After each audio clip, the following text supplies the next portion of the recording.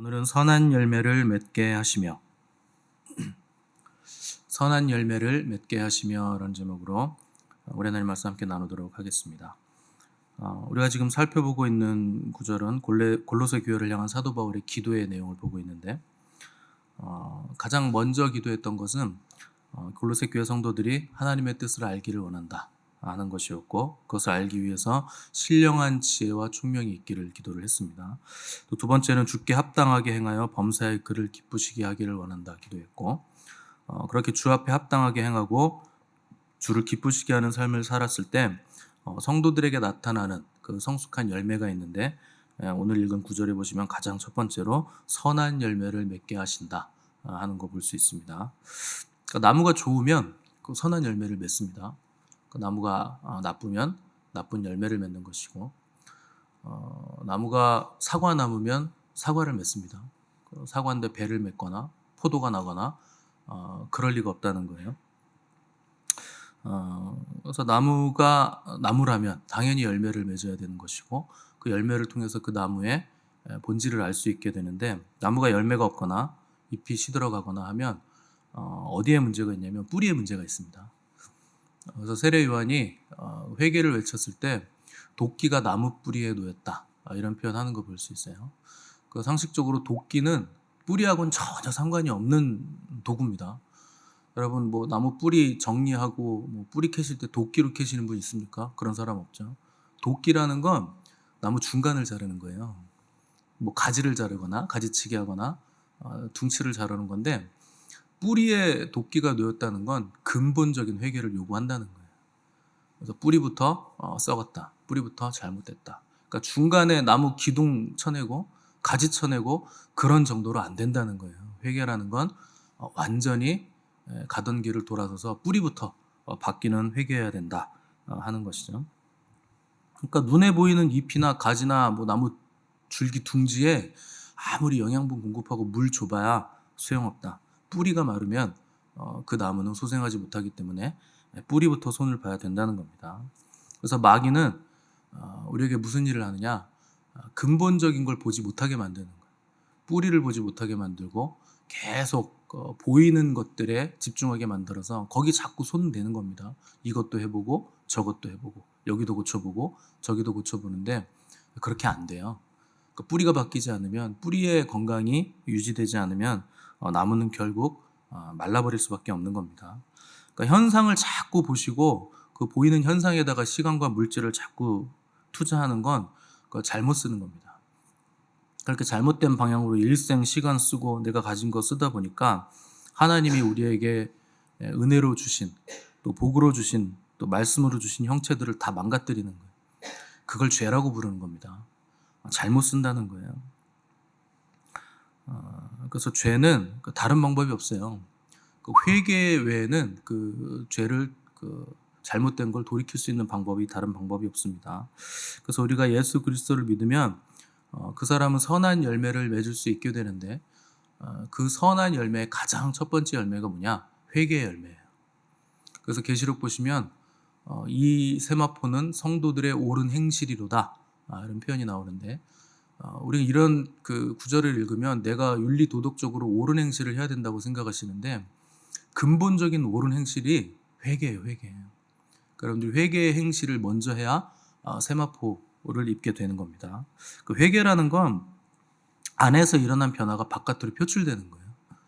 그러니까 삶의 변화를 수반하고 회개에 합당한 열매를 맺게 돼 있는 거죠. 그래서 세례 요한이 유대인들에게 이 독사의 자식들아, 누가 너희를 아브라함의 자손이라고 그렇게 죽여 세우냐, 그런 거 자랑하지 마라.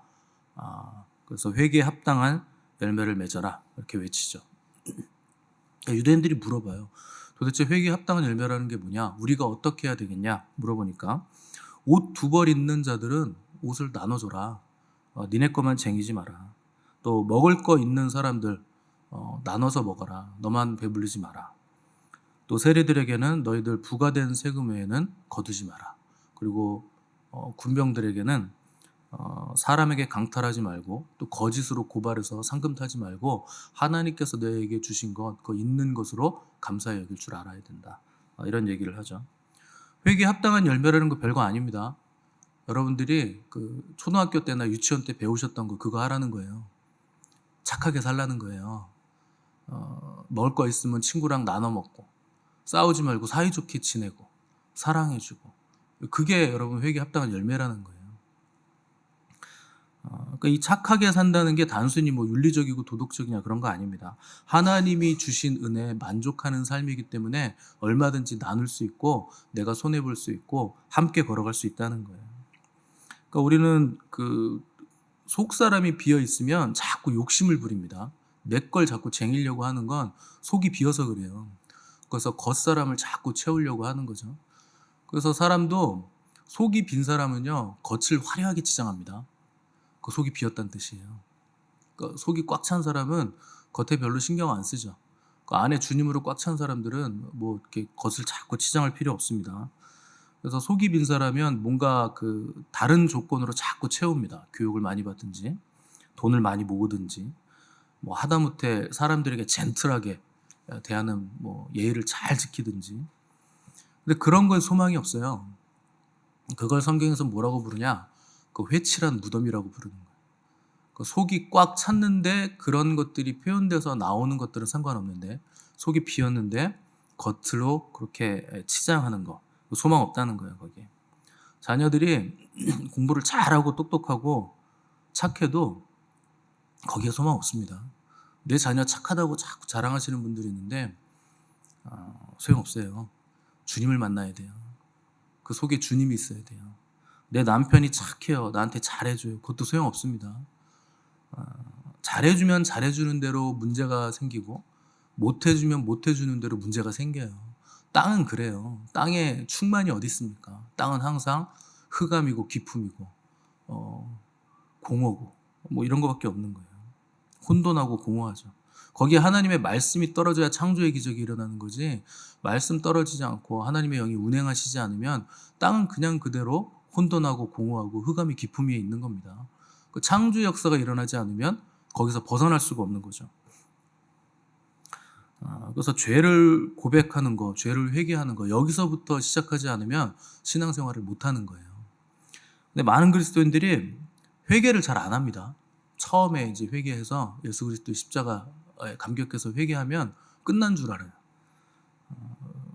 그 두 부류로 나눌 수 있는데, 내가 죄를 짓고 있다는 걸 몰라서 회개하지 않는 분들이 있어요. 그건 이제 말씀이 없다는 뜻입니다. 말씀이 죄를 죄라고 규정하고 있는데 말씀을 모르니까 죄가 죄인지 모르는 경우 있고, 또 한 부류는 죄인 줄 알긴 아는데 죄를 우습게 여기고 가볍게 여기는 부류들이 있어요. 그러니까 회개를 안 하는 거예요.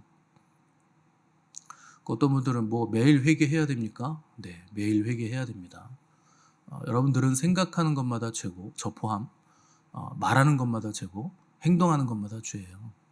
그거를 예수 그리스도의 보혈로 씻지 않으면 그거는 해결할 방법이 없습니다. 죄라는 건 앞에 항상 붙는 단서가 있어요. 그게 뭐냐면 죽을 수밖에 없는 이 붙는 거예요.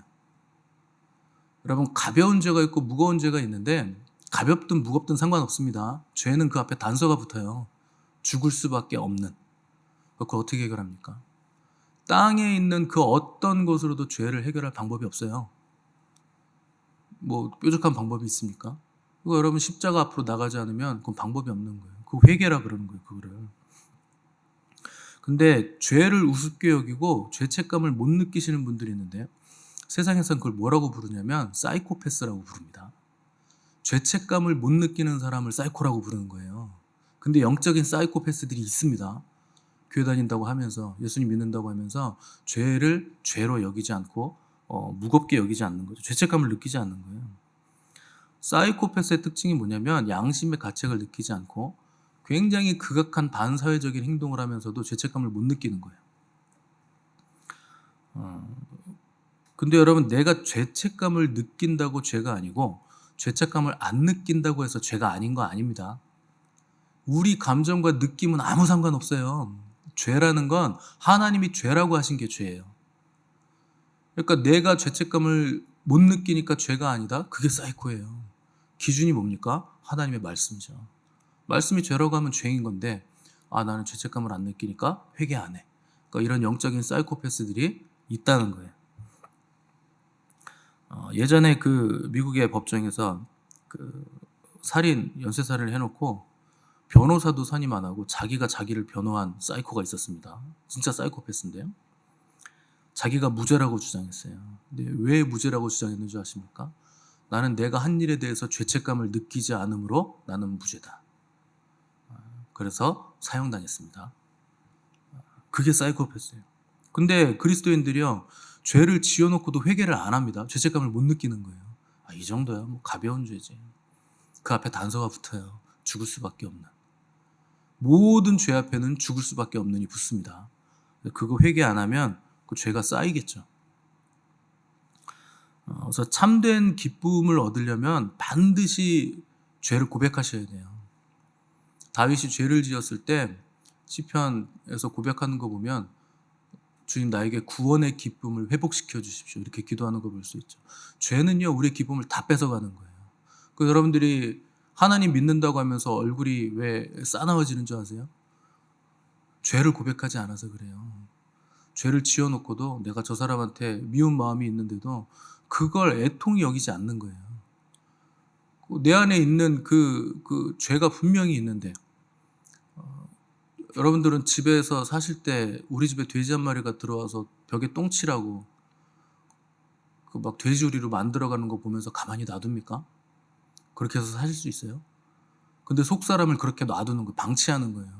죄가 들어와서 내 안에 속을 헤집고 다니는데 돼지 한 마리가 들어와가지고 막 헤집고 다니면서 똥도 싸고 그 똥을 또 먹기도 하고 거기서 뒹굴고 그걸 막 칠하고 다니는데 놔두는 거예요. 여러분, 그게 회개하지 않은 사람의 상태예요. 속 사람의 상태예요. 그러니까 기쁨이 없죠. 안에서 벌써 그 더러움이 독이 돼서 얼굴로 나오니까. 참된 기쁨은 어디에서 오냐면 죄를 고백하는 거에서 오는 거예요. 그거 외에는 참된 기쁨이 나올 수가 없어요. 죄 사함의 기쁨 말고 뭐가 우리에게 참된 기쁨이 있습니까? 구원의 기쁨 말고. 그래서 억울하고 미워하고 기쁨 없는 삶을 사는 것도 뭐를 통해서 교정받을 수 있느냐? 죄를 고백함으로써만 교정받을 수 있습니다. 또 다른 한편의 극단적인 양상은 또 뭐가 있냐면 죄가 아닌데 온갖 죄책감에 시달리시는 분들이 있어요. 이거는 이제 완전히 반대쪽에 있는 극단인데요. 왜 그러냐면 어려서부터 이거 하면 안 돼, 저거 하면 안 돼. 이제 이렇게 교육받으신 분들이 보통 이렇게 죄책감에 시달리는데, 그런 것들이 성경을 보시면 죄라고 규정되어 있지 않습니다. 놀랍게도. 그런데 본인은 죄책감에 시달리시는 분들이 있어요. 그 이제 잘못된 율법주의에 빠진 거죠. 그러니까 하나님은 자유롭게 열어놓으신 부분인데 이제 그거를 율법적인 의미를 부여하는 바람에 그 율법주의에 빠져서 죄책감에 시달리면서 죄의식 때문에 고민하시는 분들이 있어요. 그래서 유대인들은 율법을 완전하고 퍼펙트하게 지키기 위해서 율법을 사람들이 알 수 있는 그 형태로 계량화시킵니다. 안식일에 일을 하는 거 바늘 하나라도 들고 이동하면 그 일이다. 그래서 바느질하다가 실수로 바늘을 옷에다 꽂아놓고서 이동하면 일이에요. 그건 안식일을 어긴 거죠. 그럼 정죄받습니다. 몇 킬로 이상 가면 그것도 율법을 어긴 거다. 그러니까 이런 식으로 613가지로 율법을 계량화를 쫙 시켜놓고 이거 다 지키면 다 지킨 거, 여기서 하나라도 어기면 어긴 거, 뭐 이렇게 해놓고 율법주의에 빠져서 정죄감을 계속 줬다는 거죠. 그 이제 죄책감을 계속 유발시키는 겁니다. 그래서 랍비들이나 바리새인들에게 가서 상담 받아가지고 이건 죄인가요? 이건 아닌가요? 계속 그렇게 물어보는 거죠. 죄라는 건 그렇게 계량화시키고 도량화시켜서 알 수 있는 게 아닙니다. 성경은 죄를 뭐라고 규정하냐면 믿음으로 하지 않은 모든 것이 죄다, 이렇게 규정해요. 훨씬 더 무겁죠. 여러분들이 느끼기에는 이게 훨씬 더 어려운 것 같죠. 근데 여러분, 이게 훨씬 더 쉽습니다. 여러분이 믿음 안에 있고 그 믿음으로 한다는 건 사랑으로 한다는 거예요. 믿음이라는 건 사랑으로 역사하는 믿음이어야 되기 때문에 하나님을 사랑하고 이웃을 사랑하는 그 사랑 안에서 역사하는 믿음을 따라서 우리가 일할 때, 움직일 때 그건 죄가 아닌 거예요. 근데 거기서 벗어나니까 죄가 된다는 거죠. 제가 공놀이를 굉장히 싫어하는데, 동그란 공 가지고 노는 것처럼 대부분 다 싫어합니다. 하나 이제 했던 게 이제 탁구인데, 요새 뭐 탁구도 안 치는데, 어떤 목사님은요 탁구가 죄냐? 이렇게 물어보시는 분들이 있어요. 탁구 죄 아니죠. 뭐 공 가지고 노는 게 뭐가 죄가 되겠습니까? 근데 이 목사님이 탁구를 밤낮 치러 다녀요. 매일. 탁구에 중독이 된 거죠. 그래서 교회 사역도 등한시하고 가정도 돌보지 않고 자기에게 맡겨진 설교자로서의 책임도 어디 소홀히 하면서 탁구를 친다. 그럼 이건요 그냥 탁구가 아니에요. 이건 중독의 문제로 넘어간 거죠. 그럼 죄가 됩니다. 그럼 죄예요. 그러니까 믿음으로 하지 않은 모든 것들은 다 죄가 되고 하나님을 사랑하지 않고 이웃을 사랑하지 않으면서 행하는 모든 것들 다 죄가 되는 거죠. 뭐 그 목사님은 상식적으로 야 탁구가 왜 죄야? 운동인데 건강 관리하는 건데 이렇게 얘기할 수 있겠지만 그렇게 얘기하면서 자기는 죄책감을 느끼지 못하는 거예요. 근데 죄책감을 느낀다고 죄가 되는 게 아니라 그랬습니다. 안 느낀다고 죄가 아닌 게 아니고 믿음으로 하지 않는 모든 것, 사랑으로 하지 않는 모든 건 다 죄예요.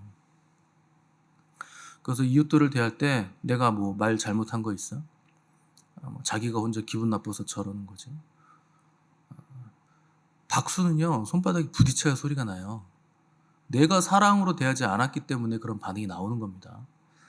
자식들도 그렇잖아요.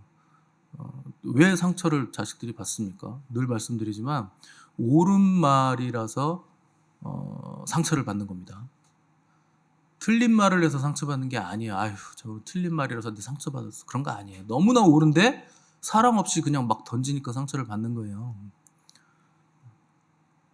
그래서 내 안에 숨은 동기 하나님만 아십니다. 내가 그 말을 했을 때 그 행동을 했을 때 내 안에 어떤 동기로 내가 말하고 행동하는가 그거를 잘 파악하셔서 그 스스로 회개하셔야 돼요. 주님 제가 사랑 없이 던진 말이었네요. 회개합니다. 날마다 씻어야 되는 거죠. 예수 그리스도의 죄사함의 권세 위에 회개라는 건 기반을 하는 겁니다. 예수 그리스도가 우리 안에 계셔야 돼요. 못 씻을 죄가 없어요. 예수 그리스도의 죄사함의 권세는 못 씻을 죄 없습니다. 세상에 있는 그 어떤 것도 다 씻어줘요.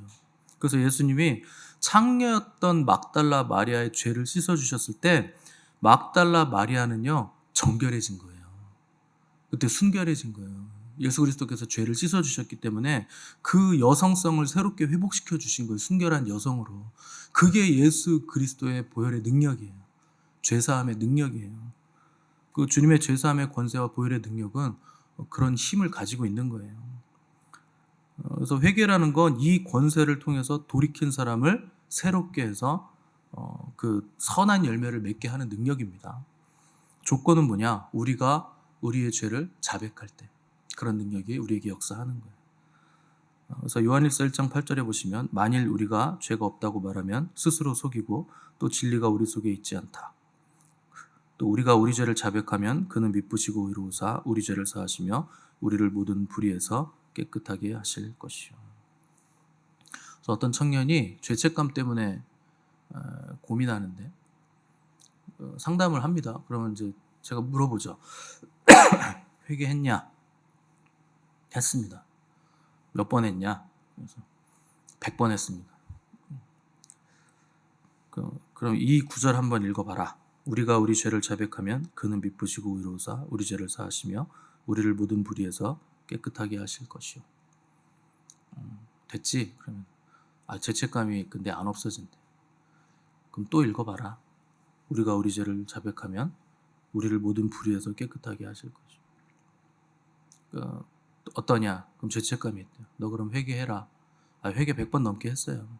아니 그걸 회개하지 말고 하나님의 말씀보다 네 감정과 죄책감을 더 신뢰하는 그걸 회개해라. 그러면 알아듣습니다. 뭐가 기준입니까?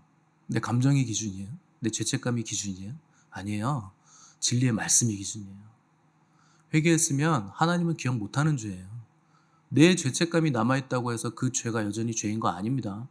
우리가 우리 죄를 자백하면 그는 미쁘시고 의로우사 우리 죄를 사하시고 우리를 모든 불의에서 깨끗하게 하신다. 여러분 이게 진리라는 걸 믿으시기 바랍니다. 그래서 순간순간 내가 잘못한 것 같으면 바로 회개하세요. 하나님 제가 잘못했습니다. 그렇게 그냥 회개하시면 돼요. 각 잡고 앉아가지고 무릎 꿇고 통에 자복하고 그런 건 우리가 이제 처음에 여러분 많이 했잖아요. 그래서 그거를 목욕한다 그러는 겁니다. 예수님 표현에 의하면 목욕한 자들은 발만 씻으면 돼. 매일매일 목욕 뭐 그렇게 열심히 매 순간 매 순간 안 해도 돼. 그러니까 너희는 이미 목욕을 했으니 발만 씻으면 된다. 그때그때 죄 짓는 거 씻어내라는 거예요. 매일 발 씻듯이. 그렇게 회개하시면 됩니다. 그래서 내가 죄책감 느낀다고 해서 죄 용서 받지 못한 거 아니라는 거 여러분이 아셔야 돼요. 그거는 겸손이 아니고 엄청나게 교만한 거예요. 죄책감 때문에 내가 회개를 계속하고 앉아있는 거, 그게 교만이에요. 하나님보다 자기가 더 옳다는 거예요. 하나님 말씀 믿지 않는 거예요.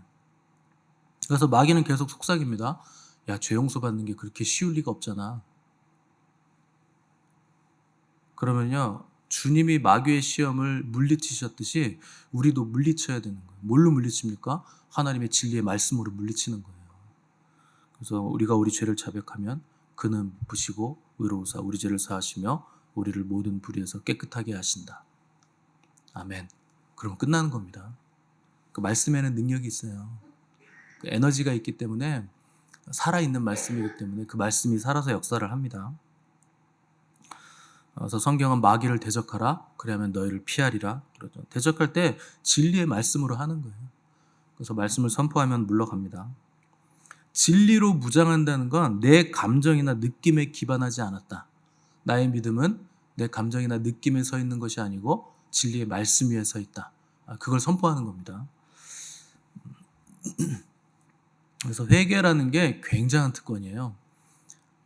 우리가 예수 그리스도의 보혈의 능력, 십자가의 능력으로 회개할 수 있다는 건 무한한 하나님의 사랑이고 은혜입니다.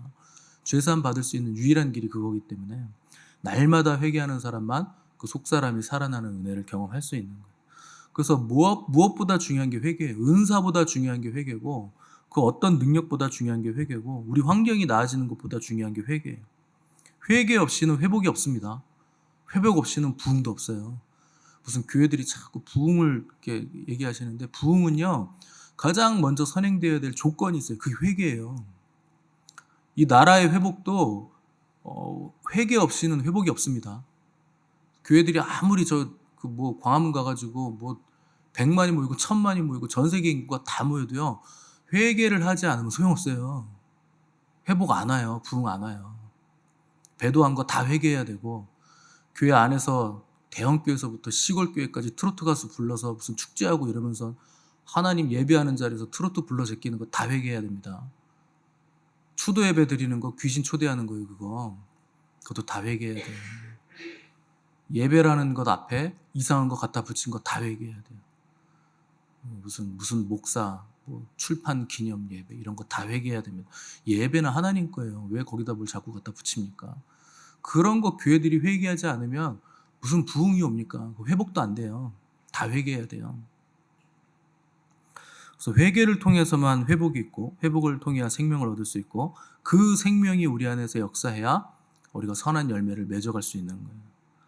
그 사람들이 흔히 하는 말 중에 유명한 문구 중에 이런 거 있어요. 오늘은 어제 죽어간 사람이 그렇게 살고 싶어 했던 내일이다. 우리 중고등학교 때 이런 거 책상에 써놓고 그랬었는데, 잘 알지도 못하면서 멋있으니까 말이 써놓고 막 그랬잖아요. 그게 무슨 말이냐? 오늘이 너무나 아름답고 큰 하나님의 은혜라는 거예요. 여러분 오늘 눈 뜨자마자 일찍 일어나셔가지고 예배의 자리로 오신 거 대단한 일입니다. 오늘 하루를 예배로 여셨잖아요. 오늘 하루 하나님께 회개하고 깨끗해지고 하나님께 더 가까이 갈 수 있는 기회를 예배로 시작한 거예요.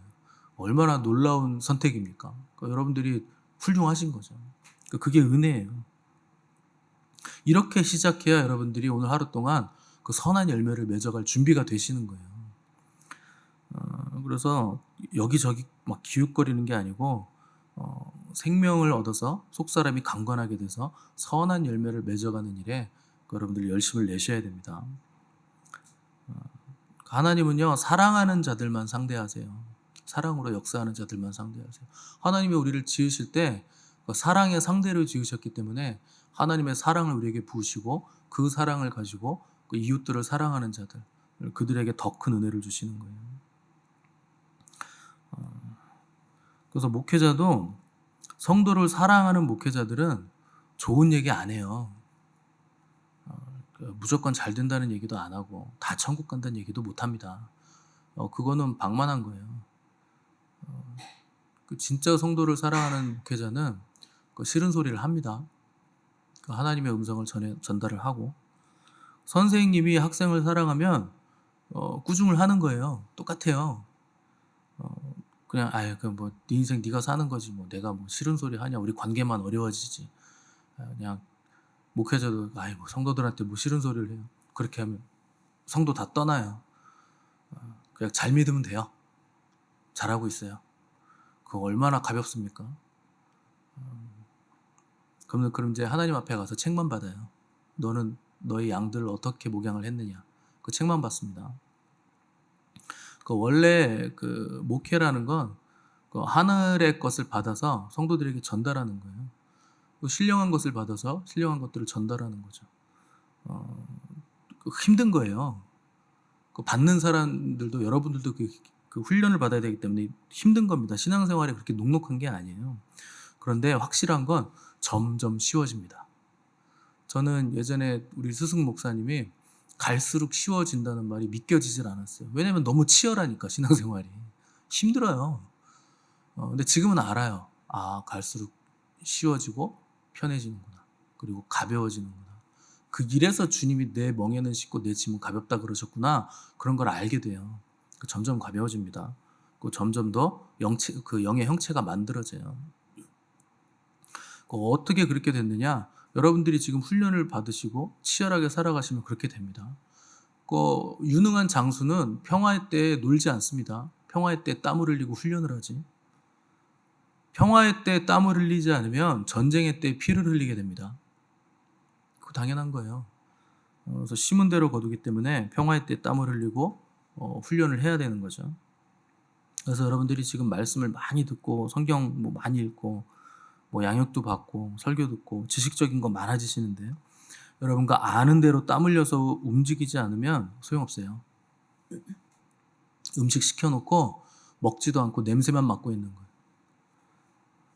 그러면 영양분이 공급이 됩니까? 냄새만 맡아도? 안 돼요. 드셔야 돼요. 먹으셔야 돼요. 그래서 예수 그리스도의 살과 피를 삶 가운데서 먹고 마셔야 됩니다. 그래서 예수 그리스도의 생명으로 살아가고 예수 그리스도의 생명으로 살아갈 때 우리가 선한 열매를 맺어가는 거예요. 그 첫 단추가 회개입니다. 그래서 여러분 하루의 삶도 예수 그리스도의 생명으로 움직일 수 있도록 회개에 합당한 열매를 맺어가시고, 그 생명이 우리를 이끌어갈 때 불 속에 들어가도 괜찮고 물 속에 들어가도 괜찮은 거예요. 사자굴에 들어가도 괜찮은 겁니다. 근데 사람들은 예수 그리스도를 믿으면 물 속에 들어갈 일 없다고 믿어요. 다 면제라고 믿어요. 불 속에 들어갈 일도 없을 것 같고 사자굴에 들어갈 일도 막아주실 것 같겠지만 하나님은 그런 약속 한 적이 없어요. 물 가운데도 지키고 불 가운데도 지키고 사자굴에 들어가도 지킨다는 건 거기 들어간다는 뜻이지 안 들어간다는 뜻 아닙니다. 들어가도 지켜준다는 얘기지 들어갈 일이 없다고 하신 적이 없어요. 여러분 물 가운데로 들어갈 준비를 하시고 불 가운데도 들어갈 준비를 하시고 그 안에서 예수 그리스도의 생명이 나에게 역사하셔서 세 사람 들어갔는데 거기 한 분 더 계시는 역사가 우리의 삶 가운데 일어나야 되는 거예요. 여러분 그 일들을 오늘 하루의 삶 가운데서도 경험하시기를 바라고, 예수 그리스도의 생명으로 풍성한 선한 열매를 맺어가시는 저 여러분들 되시기를 간절히 바랍니다.